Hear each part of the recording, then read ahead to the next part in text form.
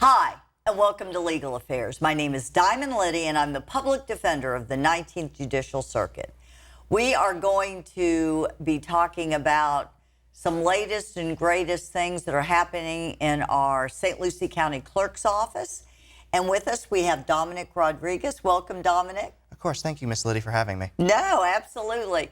The backdrop to this is that we have a new clerk of court in St. Lucie County, Michelle Miller. I wanted her to be on the show to kind of introduce her to the public, as if most people don't know, and I'm sure they do. But she said she was out of town at a conference, so she said she had somebody wonderful to take her place, which was you, of course. And I appreciate her vote of confidence in me to take her place on the show today. Absolutely, absolutely. Well, Dominic, there's lots to talk about. I know a lot of cool things are going on at the clerk's office. We're gonna touch on all of those, but let's talk about you for a minute. You've been with the clerk's office how long now? So I've been with the clerk's office for about 5 years. When I initially started, I was hired into our criminal department, where I was actually a court clerk in the misdemeanor division. Oh, okay. And I did, under Joe Smith? Yes. Yeah. Okay.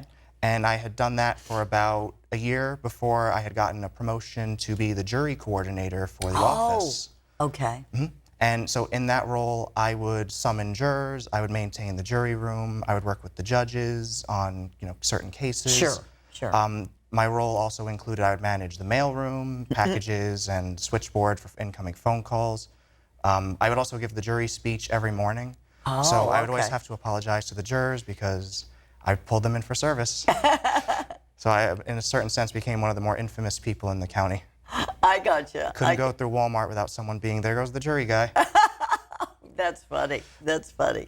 And then, but you're not doing that now. So then what happened? So recently I got promoted from jury coordinator up to communication specialist up in the administration department in the clerk's office, where now I handle internal and external communications, and I also do some of the graphics work for the office. Oh, wow. And was that your background before you were with the clerk's office? So before I was with the clerk's office, I was actually a substitute teacher. And okay, we talked about that. Okay. And I would work aftercare over at the Renaissance Charter School in St. Lucie West. Oh, I gotcha. Okay, so you're kind of homegrown or no? Well, I'm from Florida. Okay. Originally from Fort Lauderdale, though. Oh, okay. And then I spent some time living up in North Carolina in a small little town that you really can't find before coming back here to Port St. Lucie, because this is where most of my family is. And you came back here when? I came back here in 2011. Okay. So I've been here about 10 years now. I came to go to school here. I went to IRSC, where I graduated with my bachelor's in business administration. Good, good. Well, let's go back a minute, Dominic, and we're going to talk about the latest and greatest at the clerk's office, but jury service. Okay. We got to touch on that because it's a burning question, I'm sure, to people who are watching the show. First of all, how are jurors selected? How do they get that summons to appear?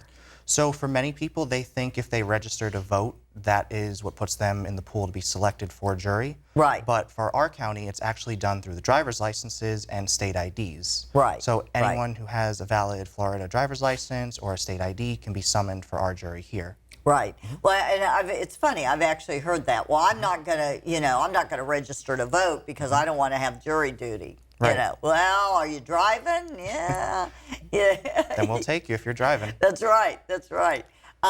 Now, if they're summoned, and let's do pre-COVID. You're familiar with some of the things that's changed, I'm sure, after COVID. But of course, we're not.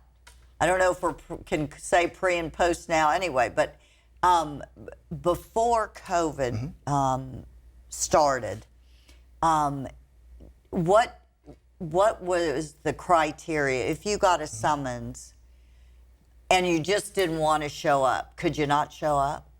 Well, if you would not show up for jury service, what would happen is it would flag in our system, and then it would actually reschedule you back into a pool.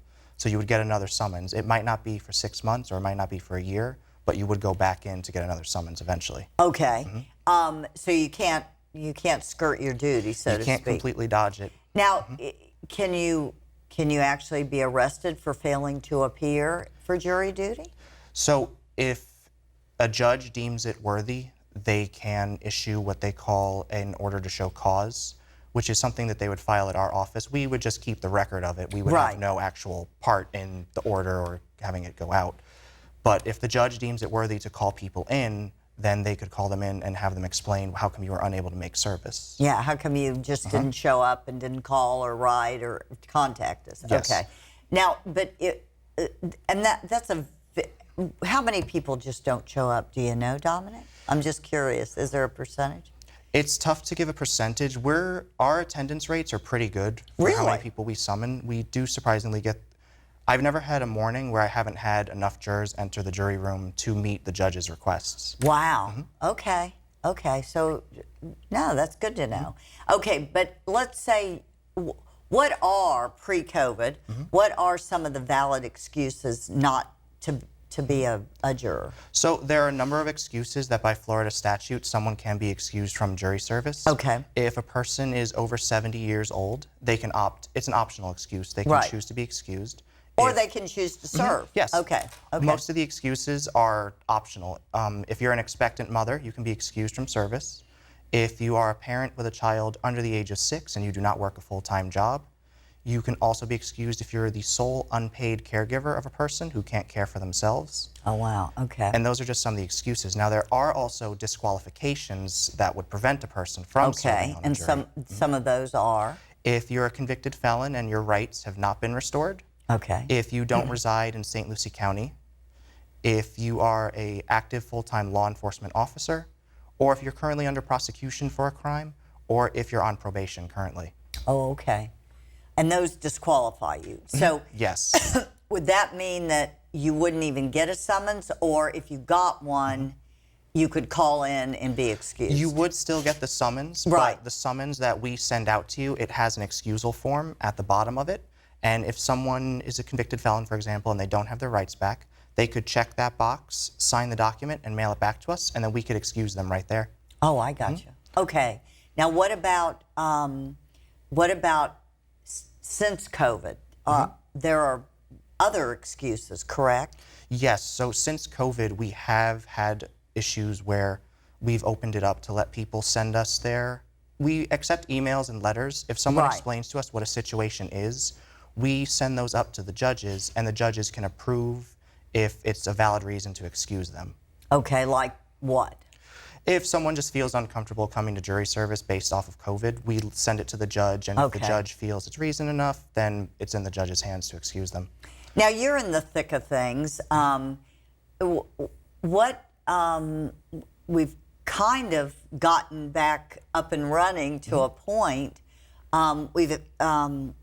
Since the pandemic started, we shut down the courtrooms, courthouses, didn't have trials or whatever, but then they've started back up. Correct, Dominic? Yes, ma'am. Okay. And so we have in-person courtroom experiences and trials, et cetera. Has anything changed recently since we've had the Delta variant and all of that happen? Have we changed any of that? Have trials stopped? What's going on with that? As of now, trials are still proceeding under the judge's authority. Okay. So we're still calling in jurors for regular jury trials. Okay. But are there more Zoom proceedings than there were 6 months ago, or no? Well, for jury trials, I'm not aware if they went to Zoom for our county. Right, right. I just know when I was doing jury, we would always have the jury trials in person. Right, right. Whether criminal or civil, correct? Yes, but we Okay. had just been doing mostly criminal trials. We Right. just had our first civil selection, I think, last week. Okay. Now, are jurors required to wear masks or? So it is optional for the jurors to wear a mask. If Okay. they would like to wear one, they are more than welcome to. Okay. If they choose not to, though, they are not enforced to wear one. Okay. Okay. Okay. So we've covered. Well, that's just such a, Yes. since you're an expert, that is a hot topic. Everybody wants yes. to know, how do I get out of jury duty? Well, I will say for our jury service, and I might be a bit biased because I did run it for a number of years, but I do believe we have one of the best jury programs in the state. And why do you say that? Because I worked very hard to get us a Pac-Man machine in the jury room. So when jurors attend, there's always something to keep them entertained. We have Pac-Man machines, we have tablets with games for them to play. Really? And sometimes when I used to do jury, I would always try and give them a joke or try and keep them entertained as they're there. Now, you give the introduction, or did used to give the introduction or whatever. Anyone else come and introduce themselves or welcome them? Yes, so Clerk Miller would come every morning to welcome the jurors while I was in there. Okay. We would also have representatives from the sheriff's office. Some of the judges would come down and welcome them. When we were at social distancing in the jury room, Judge Eisenhower had actually recorded a video to welcome the jurors and express his appreciation for them coming in. Oh, wow. No, that's great. That's great. Okay, so let's move on. There are, since Ms. Clerk Miller has taken over, there have been some changes that she's implemented. What is, I guess, in your opinion, one of the biggest changes or most sweeping changes that you have seen? She's been in office how long now? She came into office back in January. Right. So she And- hasn't had that, but she's made a lot of changes. Oh, yes. The office has been developing a lot rapidly. Okay. We recently renovated our wedding area Okay. where customers can come in to get married. Now, where is that in the courthouse? If you head over to the main office in Fort Pierce on 201 South Indian River Drive, Right. and you head up to our 4th floor, there's a lovely little wedding chapel now up there. With it has a great view of Indian River. Really? Oh, so, and you perform wedding. Do you have to reserve it? Can you just walk in and say, we want to get married? Or? You have to reserve an appointment on our website, stlucieclerk.com. Oh, wow. And how many people can attend? So we've actually added more chairs to the room, so as many people as you'd like to attend to the wedding ceremony can come in. Now, will a clerk perform the ceremony? Yes, a lot of the times Miss Edna, our recording manager, will do the wedding ceremonies. Okay. And in her time there, she's done a countless number, and she's always great when she does them. Oh, wow. Now, and how many a week would you say on average you do? It's hard to say. Different weeks we have different amounts. Right. Usually we could get about 10 couples a week. No kidding. Whoa, I had no idea. No, that's such a happy time usually. Yeah, and we always try and make it as accommodating as possible for all of them. We had some people who wanted to come and view the wedding area in advance so they could plan out how they're going to walk up to the arch and everything, and it was just a great experience. Oh, that's great. That's great. And what else? Go ahead. There's other things that have happened. So we have opened up our passport appointments. Okay. A lot of people don't know that at the clerk's office, we're actually a passport acceptance agent. A lot of people don't know that. You know, it's kind of incredible, and it's an easy way to do it. So what can you do regarding passports at the clerk's office? So not only can you drop off your paperwork there to get filed to get your passport, and we will mail it out for you, but we are also a one-stop shop. Customers can come in, and one of our DCs can take their photo when they do it. So it saves them the trip of having to go and get a photo taken to attach to their registration form. They can come into our office and get a photo taken the same day they turn it in, saving them the trip. Wow. And about how long does the process take? So right now at the federal level, there Right, is and not anything to do with Yes. you. Yeah, I want to make that clear. right now there is a backup of about 18 weeks at the federal level. Wow. Okay. At the beginning of 2020, I had actually applied for my passport, and I had gotten it within about maybe a month and a half.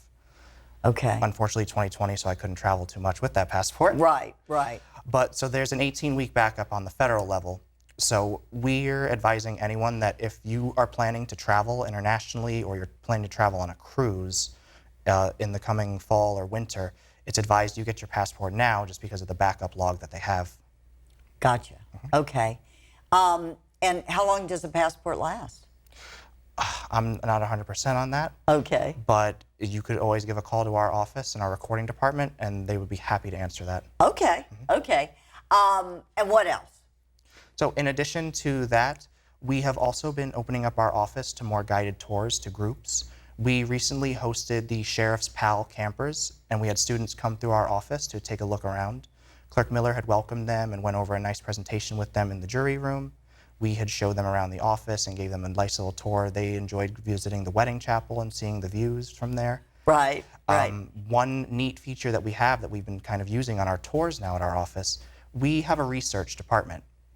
And our research department has records that date back to 1904. Right. And we have books and binders full of old documents. So Miss Jean, our research expert, she would pull out the book and show people all the old property maps of St. Lucie County and give them a nice little history lesson right then and there. Wow. Well, what exactly, this is kind of a loaded question, but okay, it's the clerk's office. But for those of us, those people that really don't have any contact with the criminal justice system, civil court, probate, whatever, what is a clerk? What is their function? Well, the clerk is responsible for over 1,000 different statutory duties. So we do handle court cases, like you were saying. We handle circuit civil, small claims, felony. We also, if someone's fortunate enough to get a ticket, we do take payments for tickets at our office. Right, right. We do also record documents. So if someone needs to record a deed or change the ownership of a property, we also handle that.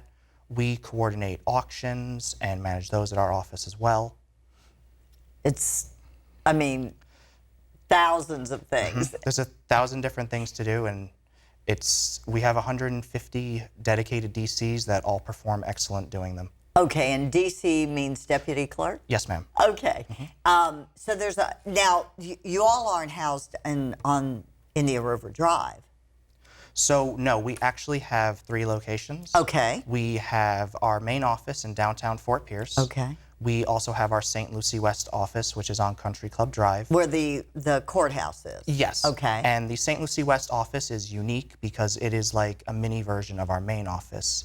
You can do almost everything out there except for family and criminal cases. Okay. But you can get your passport at the St. Lucie West office. You can record deeds and documents and file papers for small claims or county civil cases. Wow. That's changed, hasn't it? In what way?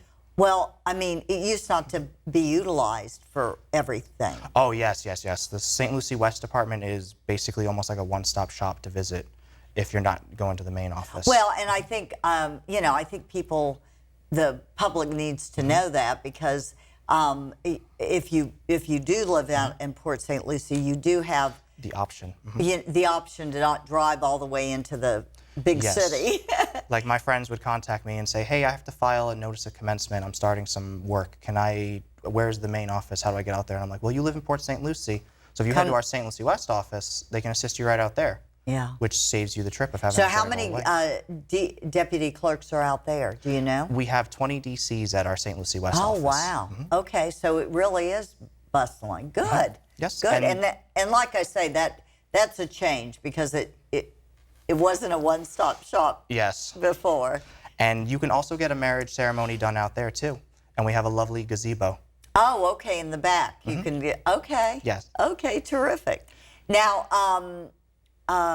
where you said you had 3 locations. Yes, so we also have out on Virginia Avenue at the government buildings out there, we have our finance department where they handle a lot of the back ends of county financing, and we have our tax deed department. Okay. And how is the clerk's office funded, Dominic? So the clerk's office is actually, I'm not sure on that one. Okay. Not sure. I know you get county funding, but but not. I don't know what percentage you get state dollars, but a majority, I believe, is county funded. Right. Okay. And what else? I noticed, and of course we talked about it a little bit before the show, but I know it's not open yet, and you don't want to talk about it necessarily if it's not open, but across from the clerk's office downtown, there used to be like a bank teller building for Sunbank, for SunTrust, and it sat empty and unused for 100 years, it seems. But it's now been painted and redone and says DriveThru St. Lucie County Clerks Office. Yes. Now, for people who are watching, it's not open yet because the staffing, there are staffing issues, et cetera. Yes. But if it is open at some point, and hopefully it will be, tell me what the vision is. So the vision for the DriveThru is that customers that are looking to just drop off paperwork or pick up copies of items that are in their cases, instead of having to park their car, come into the main office, and go up to the department, they can just go through the DriveThru and let the clerk who is working the DriveThru know, I would need a copy of this from my record, please. And then the clerk could get them a copy of it right from there. Okay. Or if they needed to drop off paperwork to file into their case, the clerk can collect it right there at that window and then bring it up to our department when they come back. Boy, that would be nice. That would be nice. So hopefully, fingers crossed, in maybe a year or so, we'll get that up and running. Great. Okay, so go ahead. I didn't mean to interrupt you. Oh, no, it's no problem. So another thing that we did recently add to our office, something that Clerk Miller and I were both very passionate about, we've installed on our 4th floor a new Wall of Heroes. And the Wall of Heroes is dedicated to clerk and county employees or their immediate family members that have served in the military. Right. So we have a lovely wall that's full of all photos of military soldiers that have served in our country's armed forces. Oh, wow. Okay, and that's up there now? Yes, it's located on the 4th floor at our main office in Fort Pierce. Oh, good deal. Okay, so go ahead.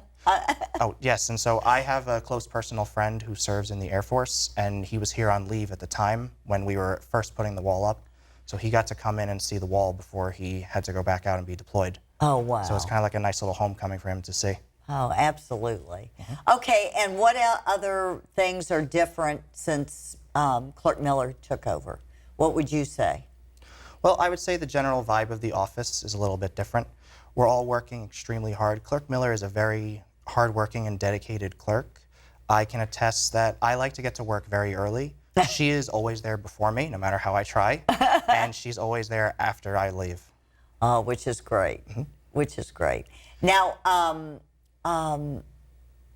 what, I guess this is kind of a loaded question, but what do you see as some of the biggest changes that have occurred? And is there anything that you have not been able to implement thus far in the 8 or 9 months that you've been doing that? Well, doing this with her, that are on the horizon that we can look forward to, other than the DriveThru? Yes. Well, one thing that has changed drastically is our involvement in the community. Since Clerk Miller coming into our office, we've taken part in a number of outside charitable events. Right. We did 3 nights over at the Clover Park with the Met Stadium for the Be a Hero event, where we set up out there for 3 nights, and it was done through the Guardian Ad Litem program charity. We had also participated in the Dunn's Kids truck event to raise money and get toys for kids when the holidays come around. Oh, right. So community outreach has drastically increased, where we're out and having a presence in the community, letting people know that we are here to help and that our office is there to provide for you. Now, what about automation and computers? Has that changed at all? So our automation, we do have a new program called Turbo Court that we have been using. And Turbo Court allows someone who is using their paperwork and filing documents to pre-store their information. So when you're filing paperwork, you don't have to keep constantly filling in your name. Turbo Court will save that, so whenever you have to fill out a document online, it auto-populates your information for you, as long as you save it. Okay. And then we also have our property fraud alert system. Property fraud it's on the rise here in Florida. And in what sense? in the sense that people are filing documents in other people's names and trying to claim their property. Oh, okay, okay. So our office offers Property Fraud Alert, and it's a free system that in other places you have to pay to access to use, but our office offers the service for free. All someone has to do is sign up and enter in their email, their name, and a phone number. And if a document is filed in their name, they'll be notified of it to let them know that something's been filed. Really? Yes. You know, I've heard of that before, but my understanding was, as you said, that it's a service you have to pay for. But okay, so if I want to do that, I just call the clerk's office or go online or what? Yes, you could do it through our website, stlucieclerk.com. Through there, you could sign up for it, and I trust in it. I even put my grandparents' information into there just in case. Okay, so wow, that's great. And any other automation? I know that. What about things like fines and costs and that build up because of non-payment? Is there anything anyone can do? Let's say they have $100 fine that they don't pay, and they go in to pay it, because I hear this all the time, and all of a sudden now with interest and everything else, that $100 fine is $10,000. Yes. What can someone do about that? So our office does offer payment plans. Okay. And the payment plans, I believe they start at $30 a month. Okay. As long as someone signs up for that payment plan and they make their monthly payments on it, their case will not go into collections. Okay. Because, I know your office actually doesn't do the actual collections, but you can turn certain fines and costs and fees that are overdue over to a collections court? Yes, for failure to non-payment. Okay. But so if someone realizes that they didn't pay something, or they want to, make it right, or not lose their license because of that, then they just need to come to the main office or the St. Lucie West? Okay. And if they speak with one of our DCs, they'll do their best to assist them at that time. And what about, injunctions and things like that, Dominic? I know, or small claims. I know that the clerks are hesitant and cannot, by law, give legal advice on what to do for injunctions or for filing small claims suits or things of that nature. But clerks don't just turn them away and say, we can't talk to you because it would be illegal, and go see a lawyer or go figure it out yourself, do they? I mean, they're pretty helpful, aren't they? We do our best within the confines of the law to assist the customers as best as we can, but we are just record keepers. So at the end of the day, all we can really do is take the paperwork and file it, and we have no outcome or decision on anything when someone does give it to us. Okay. But you are, community oriented. So if someone comes in, has a question that you're not allowed to answer, you can at least guide them or send them whether it's the law enforcement or the whatever. Or the law library as well. Okay, which is right near your office. Yes, right next door to our office. Okay. Well, we are out of time, Dominic, and this has been a wonderful show. Thank you for filling in for Clerk Miller, and I'm sure she will be proud. Thank you, Miss Liddy. Okay, have a great day. You too. Okay.